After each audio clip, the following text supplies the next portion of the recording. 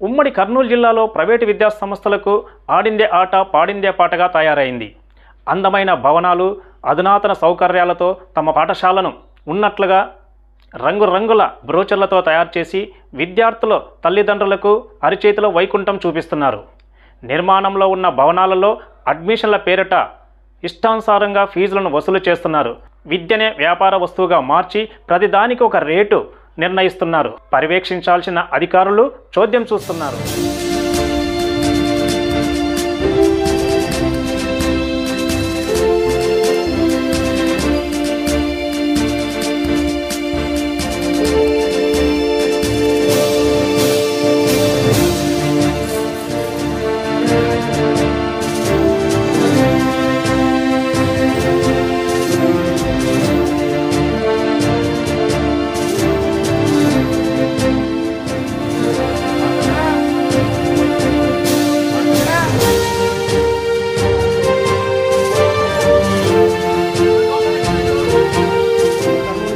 నారాయణ విద్యా సంస్థలు భాష్యం విద్యా సంస్థలదే ఆడింది ఆట పాడిందే పాటగా తయారైంది.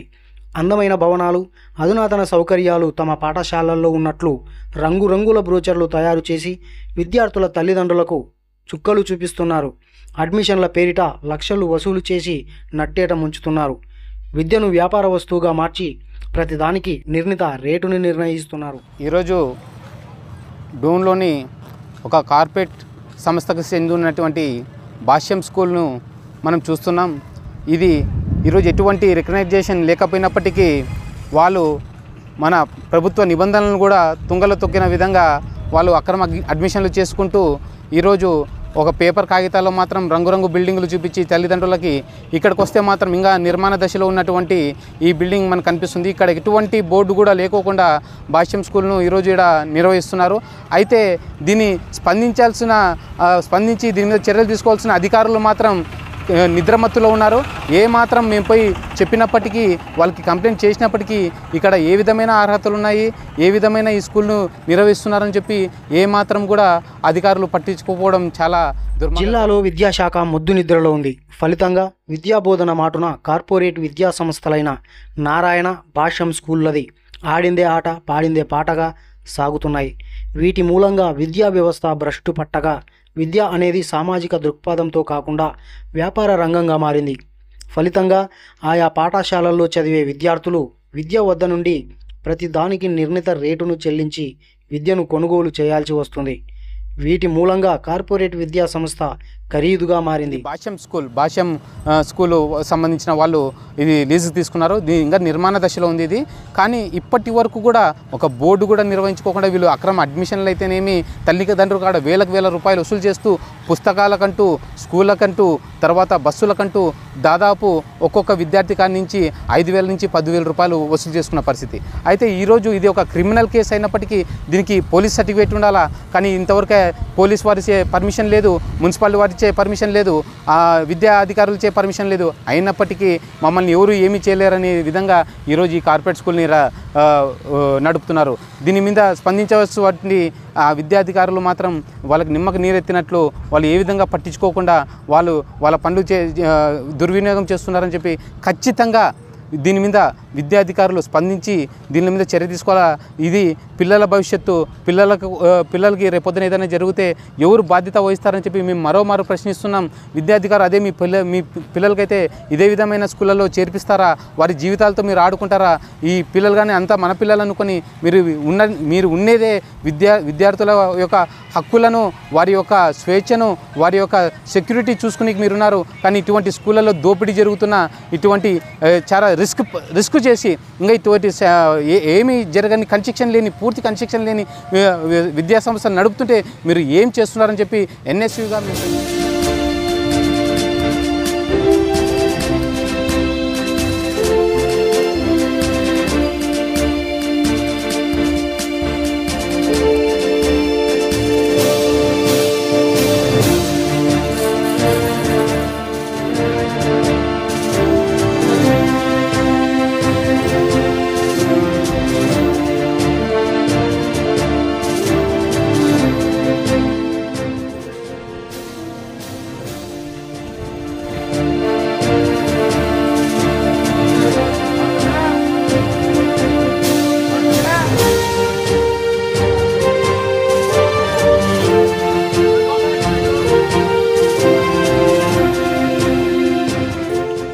పట్టణంలో ఇంత జరుగుతున్నా విద్యాశాఖ మాత్రం కళ్ళుండి కబోది పాత్ర పోషిస్తుంది.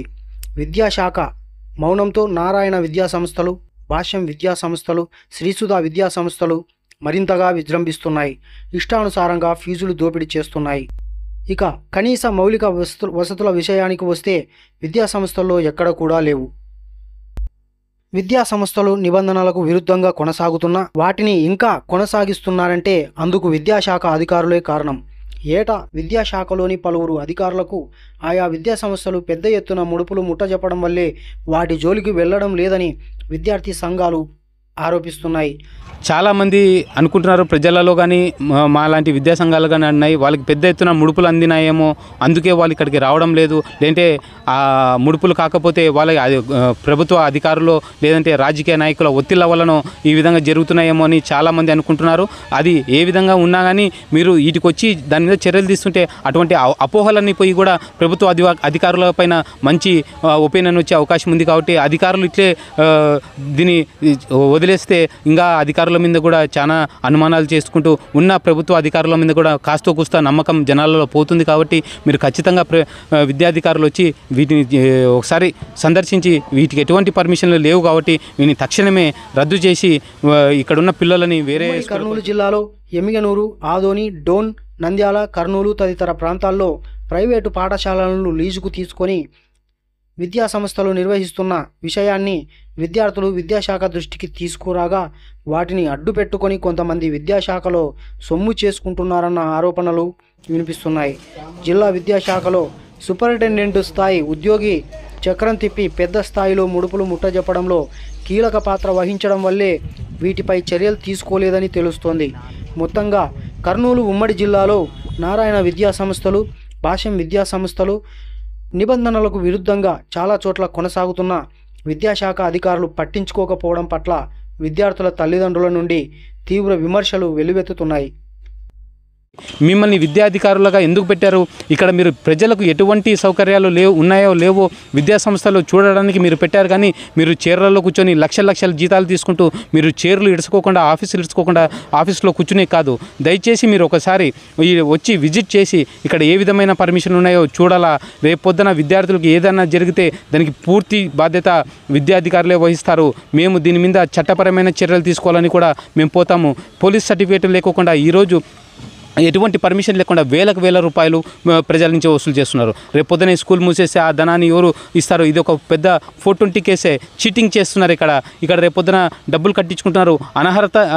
అర్హత లేకుండా వాళ్ళు ఎటువంటి డబ్బులకి చెల్లించుకొని ఎటువంటి రిసిప్టు, నిజమైన రిసిప్ట్ లేకుండా ఏదో నామకే వాస్తే రిసిప్ట్లు, మామూలు రిసిప్ట్ ఇచ్చుకుంటా ఇక్కడ ప్రజల్ని మభ్యపెడుతున్నారు. వేల రూపాయలు ఫీజులు వసూలు చేస్తున్నారు. వీటన్నిటి మీకు కనపడడం లేదా?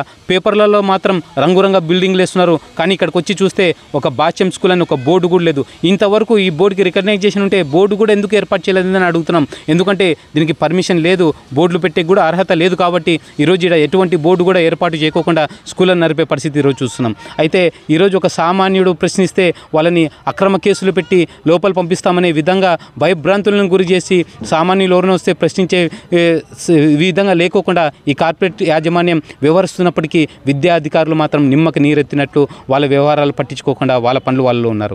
ఇప్పటికైనా ఎన్ఎస్యూగా మేము ఒకటే డిమాండ్ చేస్తున్నాం.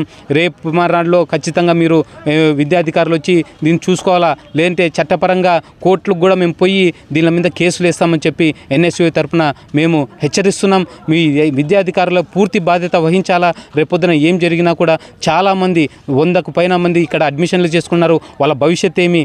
రేపొద్దున వాళ్ళకి ఇక్కడ స్కూళ్ళు ఎత్తేస్తే వాళ్ళ భవిష్యత్ ఏమి? దీని మీద మీకు ఎటువంటి బాధ్యత లేదా అని మేము విద్యాధికారులను మరోమారు ప్రశ్నిస్తున్నాం. ఇదే విధంగా నేను ఆర్జేడీ గారికి కానీ అడిగితే ఆయనకు కూడా నాకు ఎటువంటి ఇన్ఫర్మేషన్ లేదు, డిఈఓ గారు ఇచ్చారు, పర్మిషన్లు ఉన్నాయన్నారు, లేని పక్షంలో డిఈఓ గారిని కూడా సస్పెండ్ చేస్తామని చెప్పి మేము ఆర్జేడీ గారు చెప్పడం జరిగింది. వాళ్ళ మాట మీద కూడా మేము కట్టుబడి ఉన్నాం. మీరు ఇప్పటికైనా తక్షణం వచ్చి ఎటువంటి మ్యాపింగ్ చేయకుండా స్కూల్కి ఎటువంటి మ్యాపింగ్ చేయకోకుండా మీరు వాళ్ళకి పర్మిషన్లు ఎట్టి ఇచ్చినారు? ఒకవేళ పర్మిషన్లు ఇచ్చి ఉంటే అవి తక్షణమే రద్దు చేసుకోవాలా?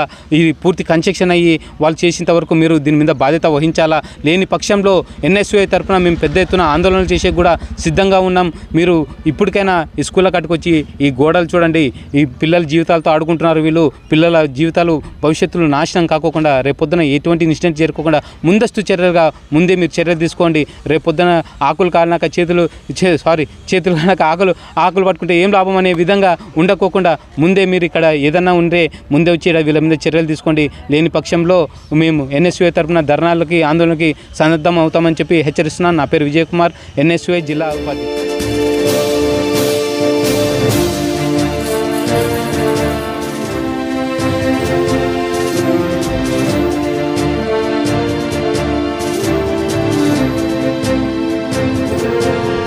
చేస్తారు, ఎడబడతారు పిల్లలు.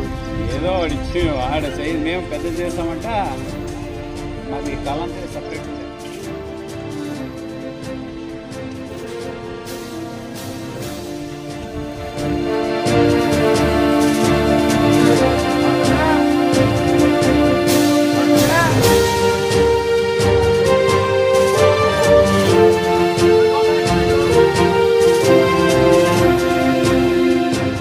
అధికారులు ఇటువంటి పాఠశాలల్ని మూసివేయాలని చెప్పి ఆ విద్యార్థి సంఘాలు అయితే తీవ్ర ఒత్తిడి అయితే తెస్తున్నారు. అయినా ఇప్పటికైనా కూడా ఇప్పుడు స్కూళ్ళు కన్నా ఇటువంటి స్కూళ్ళను మూసివేయకపోతే మేము చాలా పెద్ద ఎత్తున ఆందోళనకు దిగుతామని చెప్పేసి విద్యార్థి సంఘాలు పలు ప్రజా సంఘాలు కూడా హెచ్చరిస్తున్నాయి. ఇక్కడ తల్లిదండ్రులకు రంగురంగుల పేపర్లు, రంగురంగుల కాగితాలు.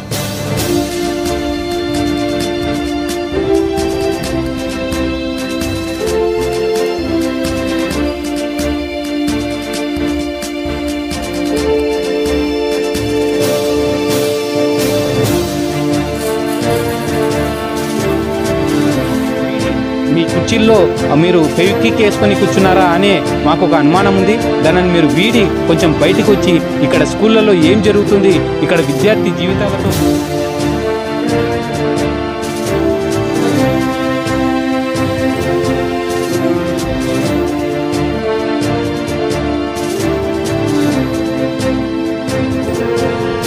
చేస్తారు, ఎడబడతారు పిల్లలు. ఏదో ఇచ్చి ఆడ సైజ్ మేము పెద్ద చేస్తామంట. మాది కలంతే సపరేట్.